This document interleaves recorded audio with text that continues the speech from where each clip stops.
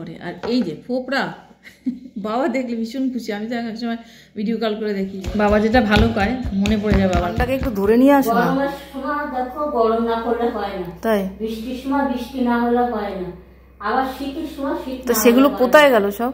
হ্যাঁ কোথায় গেল সব? এই যে বৃষ্টিরা সময় মতো আসে না, গরমটা সময় মতো যাচ্ছে না, শীত এখনো আসছে না। আসছো কেন? না না, তোর কথা শুনে ভালো লাগে। যাই হোক, এই যে আমাদের সকলের প্রিয় প্রত্যেকের বাড়িতেই আছে, দাঁড়া বলছি। আর নিত্য প্রয়োজনীয় তো বটেই, অনেক মানে আমাদের অনেক রকম রেসিপি, তার মধ্যে এই যে জিনিসটা কার এটা একটু ফেটে গেছে ভাঙতে গিয়ে, কার পছন্দ? এটা তো আমার ভীষণ পছন্দ। আমার বাড়িতে তা খুব একটা কেউ ভালো খায় না, তবে খায়, সবাই খায়। আর আমার বাবার ভীষণ প্রিয়। তো মাঝে মাঝে নারকেল যখন এই ছাড়ানো হয়, এটা পেলে ভীষণ মজা লাগে। একটা নারকেল ছাড়ালেই যে সব নারকেলে ফোপড়া থাকবে এমন নয়, তো গাছ ছাড়া যে গাছ বেরোবে সেরকম নারকেলেই ফোপড়া পাওয়া যায়। এটা পেয়ে খুব খুশি। এবার এটাকে খুলে খাওয়া হোক। এবার এটাকে খেতে হবে। এভাবে ছাড়ানো যাবে তো দিদি?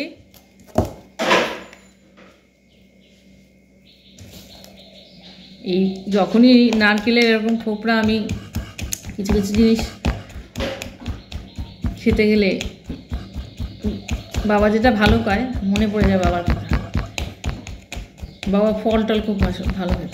মা একটুখানি আমাকে একটু টমেটোর চাটনি করে দিবি, টমেটোর চাটনি মা খুব ভালো খায়, ওই দিয়ে ভাত খাওয়াই। আর এই যে ফোপড়া বাবা দেখলে ভীষণ খুশি। আমি তো এক সময় ভিডিও কল করে দেখি যে এই তাকো ফল, খুব খুশি হয়।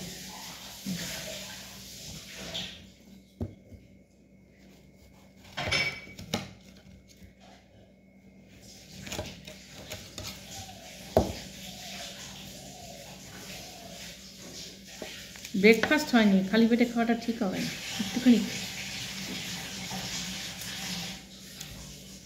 আর এইখানটায় পুরো তেল ভর্তি, পরে খাবো।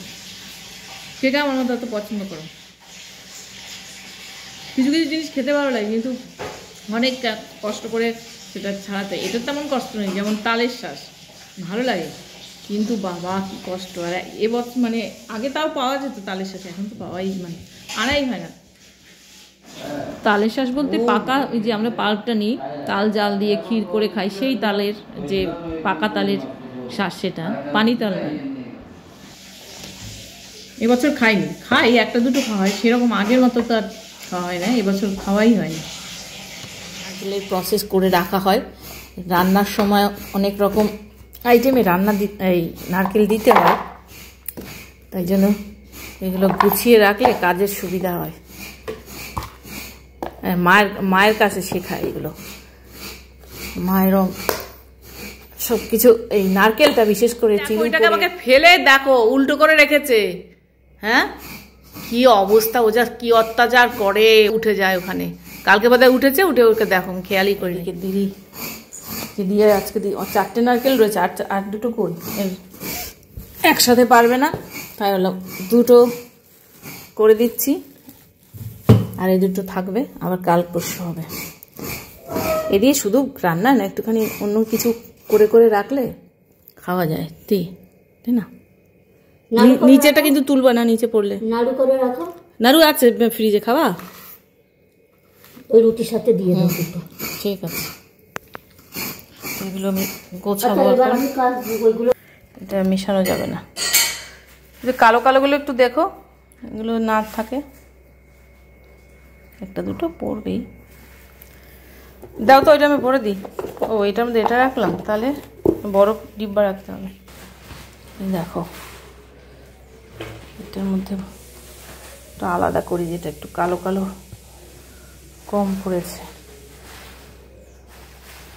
একটা সাবুর লাড্ডু করি নারকেল দিয়ে, মায়ের কাছে শেখা, সেটা করে রাখবো কয়েকটা। গুল্লু খুব ভালো খায়, আমারও মাঝে মাঝে এই একঘেয়ে খাবার ভালো লাগে না, টুকটাক জিনিস খেতে ভালো লাগে।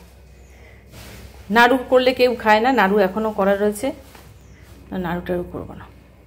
রান্নায় লাগে চিংড়ি মাছ এই সেই এগুলো তো লাগেই, তখন তাড়াহুড়োর সময় এই কোড়াও ছাড়াও আরও 4-5টা কুড়িয়ে রাখবো। খাটের তলায় নারকেল রয়েছে, তাহলে কাজের অনেক সুবিধা হয়।